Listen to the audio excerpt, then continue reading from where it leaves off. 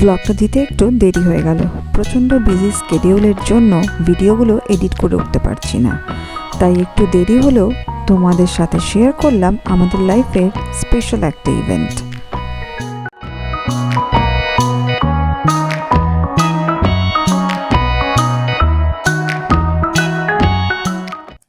Hello everyone, সবাই কেমন আছো? আশা করছি ভালো আছো।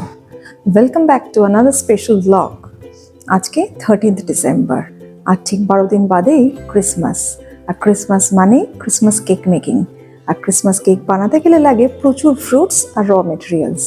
সেই র মেটেরিয়ালসগুলো কিনতেই আজকে আমরা যাব, আর তোমাদের সাথে শেয়ার করব পুরো ক্রিসমাসের কেক মেকিং প্রসেসটা। চলো, দেখা হবে আবার কিছুক্ষণ বাদে। তো আমরা এখন বেরোচ্ছি কেকের র মেটেরিয়ালসগুলো কিনতে। কি র মেটেরিয়ালস কিনবো সবই তোমাদের দেখাবো দোকানে গিয়ে। তো আমরা এখন চলে এসেছি কেকের দোকানে এই র মেটেরিয়ালসগুলো কিনতে। দেখো, সব জারের মধ্যে করে রাখা আছে। এই যে আমাদের মোরব্বা চলে এসছে। এ দেখো, চেরি নেওয়া হচ্ছে। দেখো, এটা হচ্ছে মিক্সড পিল, আর এটা হচ্ছে টুটি ফ্রুটি। এগুলো সব প্রসেসিং করা হয়, পরে তোমাদের আবার দেখাবো। এই যে কাকু দাঁড়িয়ে আছে, এই কাকুর দোকান থেকে আমরা প্রতি বছর এই র মেটেরিয়ালস গুলো কিনে থাকি। আজকে আমরা কেকের র মেটেরিয়ালস গুলো এই কারণে কিনে নিলাম, কারণ এটা শোকাতে অনেক সময় লাগে। কেকে অনেক কিছু যায়, যেমন ঘি, মাখন, অনেক কিছু যায়, কিন্তু সেগুলো আমরা সব পরে কিনবো। আবার এই র মেটেরিয়ালস গুলো যদি আমরা আগে কিনে না নিই, আমরা শুকাতে পারবো না। তো আমাদের সমস্ত ফ্রুটি কেনা কমপ্লিট হয়ে গেছে। এবার যাচ্ছি বাড়িতে গিয়ে তোমাদের দেখিয়ে দেবো কি কি কিনলাম, কিভাবে কি করতে হয়, কিরকম ভাবে কাটা হবে। প্রসেসটা অনেক লম্বা, যেহেতু তোমাদের বলেছি আগে যে 10-12 দিন এখনো বাকি আছে। তো 10-12 দিনই প্রসেস লাগবে এই ফ্রুটগুলোকে প্রসেস করতে, যতক্ষণ না কেকটা বানানো হয় তার আগে অবধি। তো আমরা চলে এসেছি বাড়িতে। আমাদের কেকের ম্যাক্সিমাম র মেটেরিয়ালস কেনা হয়ে গেছে। কেক বানানোতে সাধারণত ড্রাই ফ্রুটস লাগে, এটা আমরা সবাই জানি, কিন্তু আমাদের এই ক্রিসমাস কেক বানানোর প্রসেসে কিন্তু আমরা ড্রাই ফ্রুটস কিনি না, আমরা র ফ্রুটসই কিনি, যেগুলো বাড়িতে ড্রাই করা হয়। তো ওই পুরো প্রসেসটা তোমাদের দেখাবো কীভাবে করা হচ্ছে। তো আপাতত দেখে নাও তোমরা যে আমরা কী কী আজকে ফ্রুটস কিনে আনলাম, র ফ্রুটস কী কী কিনলাম।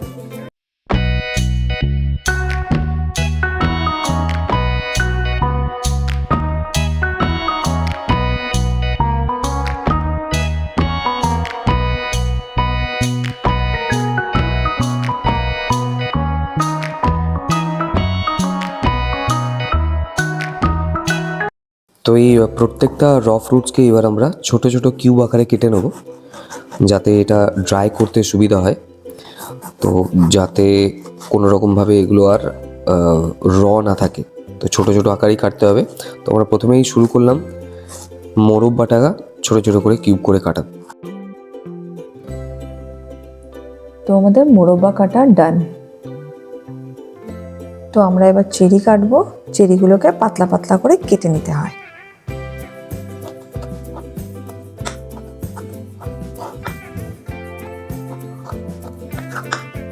এবার আমরা কাটছি অরেঞ্জ পেল।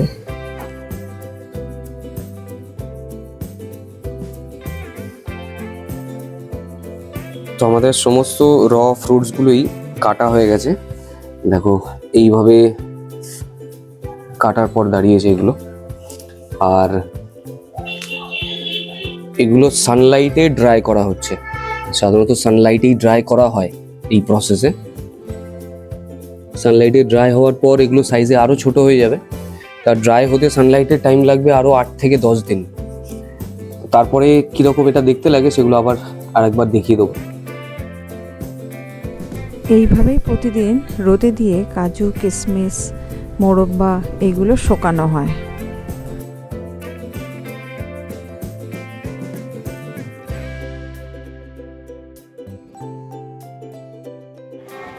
তো আজকে 23শে ডিসেম্বর আমাদের কেক বানাতে যাওয়ার দিন। এর আগে তোমাদের দেখিয়েছি কি কি র মেটেরিয়ালস কিনেছি, কিভাবে ড্রাই করেছি। আজকে বাদবাকি যে ইনগ্রেডিয়েন্টসগুলো লাগবে সেগুলো দেখাচ্ছি। এই যে মাখন, চিনি, ডিম আর ময়দা, এই সমস্ত ইনগ্রেডিয়েন্টস লাগে কেক বানাতে। চলো, আবার যখন কেক বানাতে যাব তখন বেকারিতে দেখা হবে। ড্রাই হয়ে যাওয়া ফ্রুটসগুলোকে এইভাবে মিক্সড করে নিতে হয়। মামা, এই যে মামা চলে এসছে, কেক বানাতে যাচ্ছি। চলো বেকারিতে গিয়ে তোমাদের সাথে দেখা হবে। তার আগে দেখাই আমাদের সব মালপত্র আগে আগে যাচ্ছে। আমরা বেকারিতে ঢুকে গেছি, দেখো কেক তৈরি হচ্ছে। এই যে আমরা এখন বেকারিতে চলে এসেছি আর আমার খুব মজা লাগছে।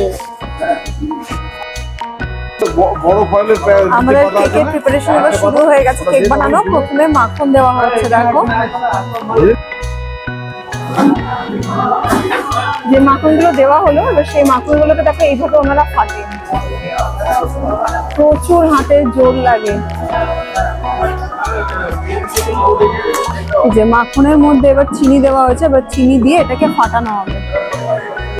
এটাকে ভালো করে ফাটানো হবে, মিক্সড করা হবে। সম্পূর্ণটা হাতে করা হয়।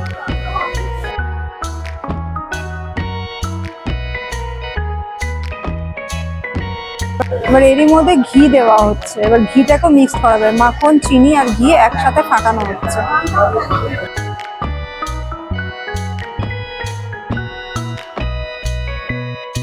একটা একটা করে ডিম অ্যাড করা হবে এর মধ্যে।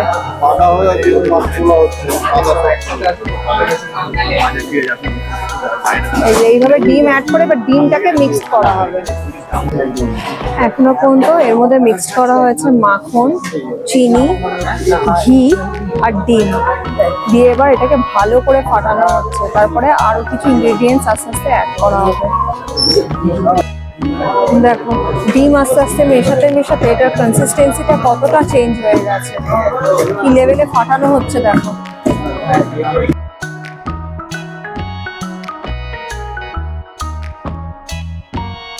ভ্যানিলা এসেন্স এর মধ্যে এবার অ্যাড করা হচ্ছে।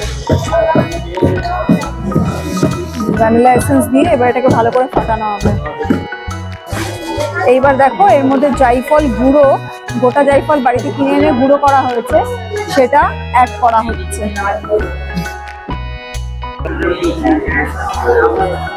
এবার এর মধ্যে অ্যাড করা হচ্ছে ময়দা। দেখো ময়দা মিক্স করার পর এরকম দেখতে লাগছে। দেখো এটা এখানকারই বেকারির ডাইস, এর মধ্যে কেকগুলো তোলা হচ্ছে। এগুলো প্লেন কেকের জন্য তোলা হচ্ছে। এরপরে আবার ফ্রুটস মেশানো হবে। এবার এর মধ্যে অ্যাড করা হচ্ছে ফ্রুটস, ড্রাই ফ্রুটস মিশিয়ে এইগুলোকেও আবার ডাইস, ফয়েল পেপার এইগুলোতে তোলা হবে। এবার এই ফ্রুটস মেশানো ব্যাটারগুলো ডাইসে তোলা হচ্ছে।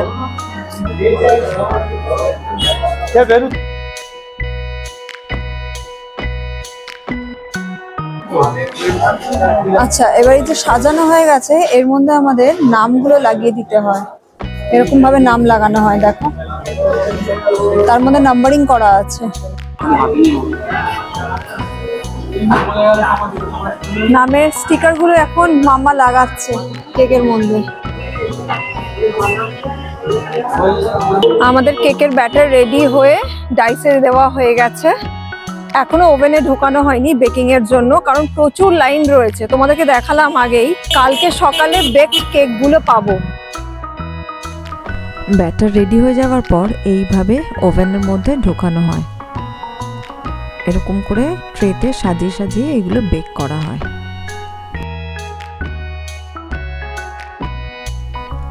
আমাদের কেক বেক হয়ে গেছে। এগুলোকে এবার বার করা হচ্ছে ওভেন থেকে। এগুলোকে একটু ঠান্ডা করে তারপরে আমরা বাড়ি নিয়ে যাব।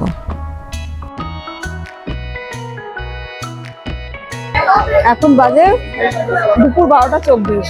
আগের দিনকে আমরা কেক দিয়ে গেছিলাম, তো আজকে কেক হয়ে গেছে। এখন আমরা কেকটা আনতে এসেছি। তো আমাদের কেক পুরোপুরি রেডি হয়ে গেছে। এবার আমরা কাউন্ট করে এগুলো বাড়ি নিয়ে যাব।